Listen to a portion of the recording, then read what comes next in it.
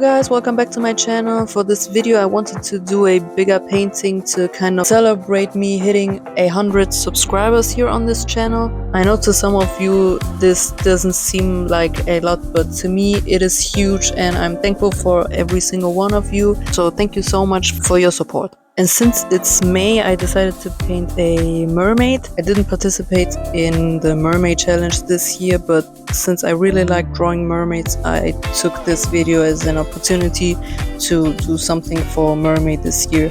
I really didn't have any plan going into this, so I had to do a lot of doodling around and sketching around till I came up with something that I liked. Once I had a sketch that I really liked, I transferred that sketch into Procreate to do a finer, more polished sketch. I included the time-lapse video from Procreate that records the background.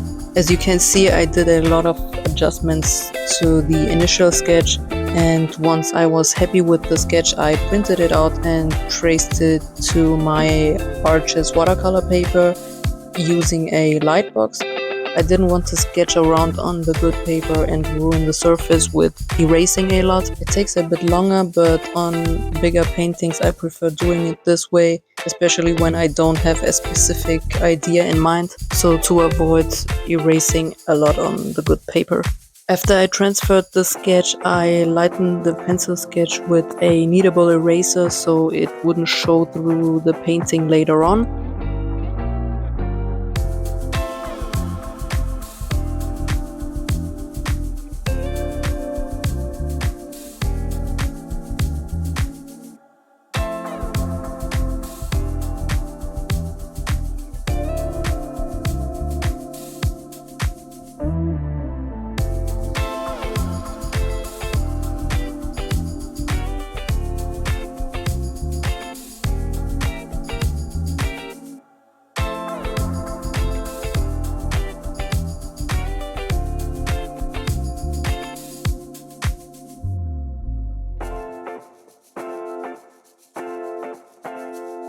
After I taped the paper down to my board, I wetted the paper really well and did a light layer of underpainting.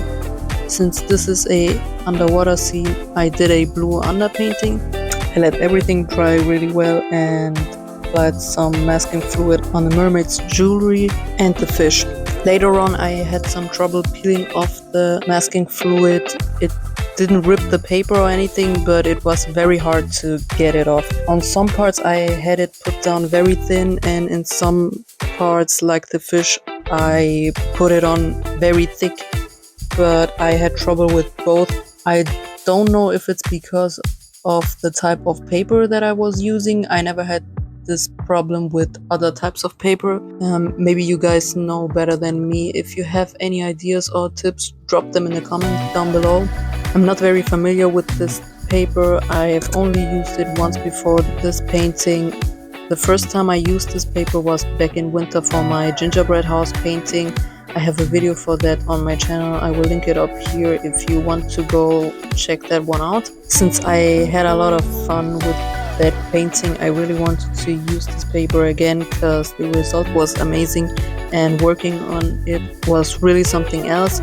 Good paper really makes all the difference. Since I prefer a smooth surface to work on, I went with this hot press paper, and I love working with colored pencils over my watercolor paintings on this paper. I used my Schminke Horadam watercolors for this piece. I decided for this piece, since I was working on my Arches paper, to use all my good art materials, but you don't need all of these expensive materials to do good art. I just wanted to use the good materials on this good paper in case I want to sell this piece in the future or hang it up or something. So you can really get some smooth transitions and blending on this paper, which is something that I have to have in my paintings. I don't like harsh lines or blooming in my paintings, especially when painting skin or portrait. I worked in very light layers and I feel I could have added 1 or 2 more layers, but I was very excited to switch to colored pencils. Since I've done a lot of watercolor pieces in the last couple of days, I miss doing something with pencils. I use my Caran d'Ache luminance pencils and the Faber-Castell polychromos. I really love using the luminance pencils for the skin, but for the smaller details I needed my polychromos, like for her eyeliner and her lashes. Also, I prefer the luminance color range for skin tones. I can get a more realistic effect. For the fish, I use the polychromos because they are more colorful and vibrant and are perfect for small details since they have a hard lid. I kept the background quite simple on this one because I didn't want this piece to be too jam-packed with details.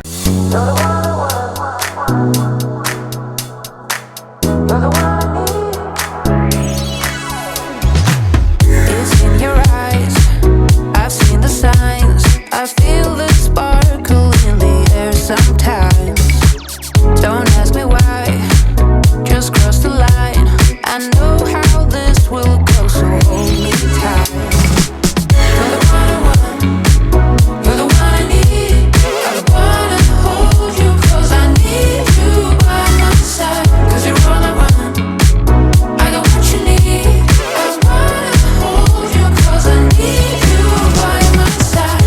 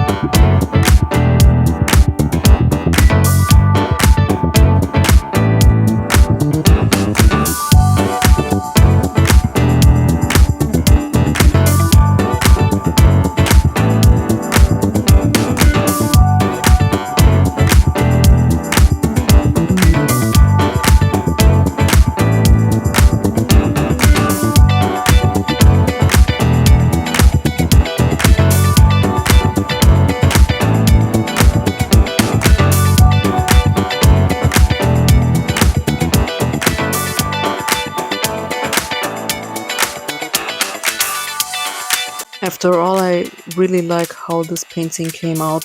For future videos, I have a lot of plans for more instructive videos like my last one with the cat exercises, which did really good on YouTube. I love working in my sketchbook and I have so many ideas that I want to share with you guys. So if you don't want to miss out on those videos, like this video and subscribe if you haven't yet.